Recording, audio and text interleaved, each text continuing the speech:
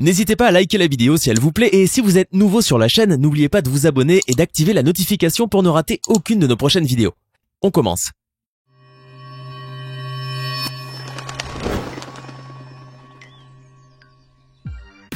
Bonjour et bienvenue à tous. Tous les enfants du monde sont uniques aux yeux de leurs parents, c'est bien connu, mais certains enfants le sont vraiment et aux yeux de tous, au vu de leurs capacités ou de leurs caractéristiques hors du commun. Ces enfants, aussi étranges soient-ils, restent avant tout de jeunes adultes en devenir et doivent donc vivre une enfance normale afin de s'intégrer plus tard à la société.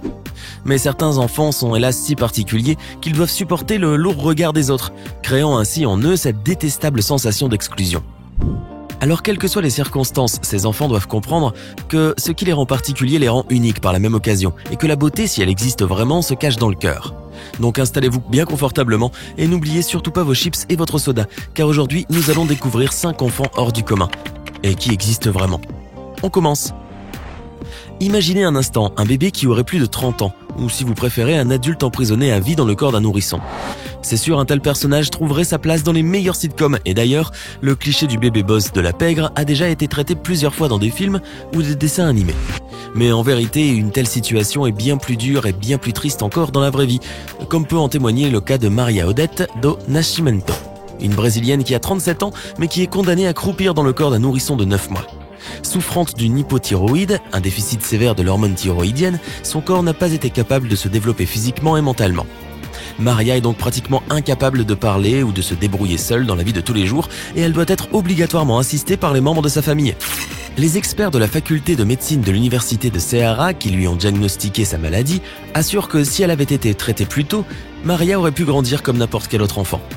Mais hélas, la situation très précoce de sa famille ne lui a pas permis d'être diagnostiquée à temps. Et la maladie a ainsi pu faire des ravages malheureusement irréparables sur son corps et son cerveau. Pour l'heure, l'université a accepté de fournir un traitement hormonal gratuit à Maria, afin de lui permettre d'être un peu plus autonome, de marcher, de manger et même de dire quelques mots. L'équipe médicale qui l'a prise en charge espère ainsi que Maria puisse enfin accéder à un tant soit peu d'indépendance, après plus de 3 décennies d'existence en tant que nourrisson. On lui souhaite donc de tout cœur que sa cure hormonale réussisse. Il est probablement l'enfant le plus fort de la planète. Ce petit Hercule, qui nous vient de Roumanie, se surnomme Giuliano Stroè. Et il vient juste de souffler sa 15e bougie. C'est en 2009 que le monde découvre ce jeune prodige âgé alors de 5 ans à peine. Il va alors battre un record du monde de la marche à la main la plus rapide de 10 mètres avec une balle de poids entre les jambes. Un exploit de force et de coordination que beaucoup d'adultes ne pourraient jamais égaler. Le petit bodybuilder a exécuté ce tour de force devant un public qui n'en croyait pas ses yeux, en direct lors d'une émission de télévision italienne. Giuliano devient très vite une célébrité et l'année suivante, en 2010, il enregistre un nouveau record dans le livre Guinness, du plus grand nombre de pompes effectuées à 90 degrés. Il s'agit d'un exercice extrêmement difficile dans lequel les tractions sont exécutées sans laisser les pieds toucher le sol. Giuliano a réussi à faire 20 pompes à 90 degrés en direct à la télévision roumaine, battant ainsi le précédent record qui était de 12 pompes. Depuis, l'homme le plus fort du monde ne cesse d'enchaîner les records et les exploits les plus fous, toujours chaperonné par son papa, un ancien gymnaste qui l'a initié au sport dès l'âge de 2 ans. Mais les démonstrations de force de Giuliano ne sont pas du goût de tout le monde, car certains voient dans son entraînement abusif un danger pour sa santé. Un spécialiste en médecine sportive a ainsi déclaré que ce type d'entraînement pouvait provoquer de graves problèmes au niveau du développement musculaire et osseux et que la charge physique est excessive pour l'âge biologique de l'enfant. Mais le Hulk prépubère n'en a cure, ni son père d'ailleurs, qui supervise tout de même toutes les séances d'entraînement de son fils. Et comme c'est une histoire de famille, ce sera désormais au tour de Claudio, le petit frère de Giuliano, de faire ses preuves. Sous la houlette de son papa et coach, il a déjà commencé à s'entraîner pour rejoindre son frère sur les podiums. Le destin de Bayezid Chikdar ressemble beaucoup à celle du film L'étrange histoire de Benjamin Button. Dans ce film assez décalé, sorti en 2008, on pouvait suivre le destin fantastique de Benjamin Button, incarné par Brad Pitt et dont le cycle de vie était totalement inversé, naissant en tant que vieillard et mourant en tant que bébé. Bayezid Chikdar, lui, n'a que 4 ans, mais semble pourtant avoir dépassé la soixantaine. Ce petit Bangladais est malheureusement atteint d'une mystérieuse maladie qui lui donne l'apparence d'un vieil homme. L'enfant est né avec un excès de peau, qui pend de ses membres et de son visage, ce qui lui donne l'aspect d'un vieillard. Mais sa pathologie n'affecte pas seulement son apparence, car le pauvre Bayezid souffre aussi de problèmes cardiaques, auditifs et visuels, les mêmes d'ailleurs dont pourraient souffrir les personnes âgées. Le petit Bayezid fut suspecté d'être atteint de progéria, une maladie qui provoque un vieillissement prématuré, peu de temps après la naissance. Mais les médecins de l'hôpital de Dacca où le petit garçon a été admis se sont montrés plus prudents, estimant que des tests supplémentaires étaient nécessaires. Car dans le cas d'une progéria, le processus de vieillissement accélère avec le temps, selon le docteur Aboul Kalam, chef de l'unité de chirurgie réparatrice.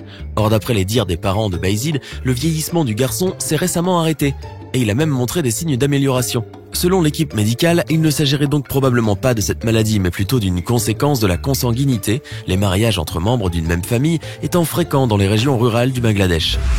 Pour le moment, le cas du petit Bayezid est toujours en cours d'étude à l'hôpital de Dacca, qui est habitué à traiter les cas les plus mystérieux. On rappelle que c'est dans ce même établissement qu'a été soigné celui qu'on surnomme l'homme arbre, ce jeune Bangladais recouvert de verrues qui donnait à ses membres l'apparence d'écorce en bois. On espère que la médiatisation du cas du petit Bayezid puisse l'aider dans son processus de guérison et qu'elle puisse servir dans le futur à mieux cerner cette étrange maladie en vue de pouvoir apporter les soins adéquats. De l'avis de certains, Alexandra Siang possède des formes à faire pâlir d'envie les femmes les plus belles. Une affirmation quoi de plus banale, mais qui en fait cache une terrible vérité, car la plantureuse Alexandra, née en 2005, n'a en fait que 15 ans.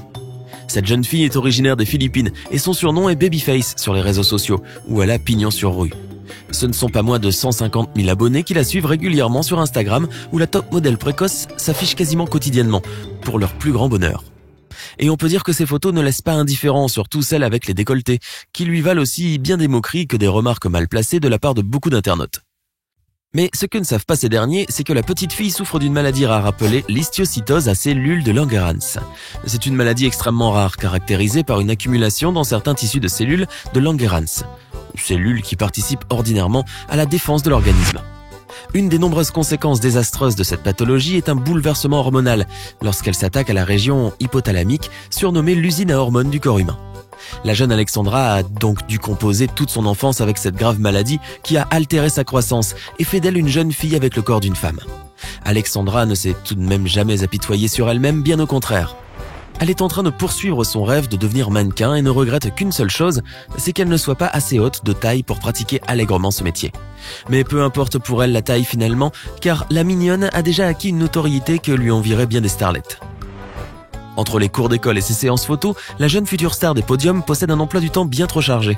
Et si le traitement qu'elle suit actuellement porte ses fruits, elle pourra même gagner quelques centimètres, bien qu'elle s'en passerait aisément vu son charme. Il s'appelle Justin Simfukus et cet adolescent est atteint d'une grave maladie incurable nommée progéria.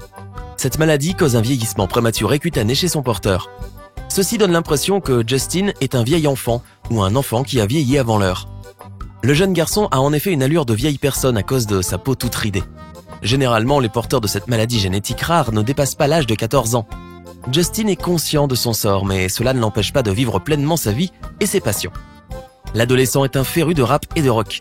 Aujourd'hui, il est très connu sur les réseaux sociaux car il publie des vidéos sur YouTube sur lesquelles on peut voir le jeune garçon danser et chanter en toute insouciance. Je n'en ai plus pour longtemps à vivre. Les médecins m'ont dit que j'avais encore quelques années devant moi, donc je profite du temps que j'ai, a-t-il déclaré. Les parents de Charlotte Garside n'auraient jamais imaginé un seul instant que leur petite fille allait naître avec un handicap de taille, sans mauvais jeu de mots. Pourtant, la grossesse d'Emma, sa maman, s'était bien déroulée, jusqu'au jour où le travail a commencé prématurément. La petite Charlotte, née à 4 semaines avant le terme, avait le poids et l'apparence d'un bébé de 16 semaines, soit 500 grammes, et elle mesurait 25 cm de long. Aujourd'hui, Charlotte Garside est officiellement la plus petite fille du monde. Avec son petit corps de poupée porcelaine et ses minuscules yeux noirs perçants, Charlotte ne laisse pas indifférents les gens qui la croisent. Sa petite taille s'explique par une forme de nanisme primordial qui fait qu'elle ne grandit pas comme les enfants de son âge. Pire encore, dès la naissance, les parents de la fillette ont dû faire face à la plus terrible des sentences. Les médecins leur ont annoncé que Charlotte ne vivrait pas longtemps, pas plus d'1 an. Mais la vie réserve parfois de belles surprises, car Charlotte est toujours en vie. Elle a 6 ans aujourd'hui, mesure 70 cm et vit heureuse entourée de ses parents et de ses frères et sœurs. Elle combat la maladie du mieux qu'elle peut et tente de la surpasser, car toutefois, cette dernière affaiblit son système immunitaire et limite ses capacités intellectuelles à celles d'une enfant de 3 ans. Alors, que pensez-vous de ces enfants pour le moins extraordinaires? Lequel d'entre eux vous a le plus impressionné? Donnez-nous votre sentiment dans les commentaires. Sinon, si la vidéo vous a plu, n'oubliez pas de mettre un pouce bleu, de vous abonner et de la partager avec vos amis. À demain, même heure, même chaîne, pour une nouvelle vidéo. Vous êtes nombreux à écouter les émissions du podcast Le Coin du Crime sur Apple Podcast et à nous le faire savoir. Pour vous simplifier l'écoute, nous avons créé une chaîne YouTube qui retransmettra les meilleures émissions du podcast. L'affaire Grégory, la disparition d'Alexia Daval, la malédiction du gagnant de l'auto. Si vous aimez les histoires de crime et que vous êtes passionné par les faits divers de tous bords, rendez-vous maintenant sur le podcast Le Coin du Crime et sur la chaîne YouTube pour découvrir les grandes histoires criminelles qui ont marqué les dernières années. Le lien est dans la description.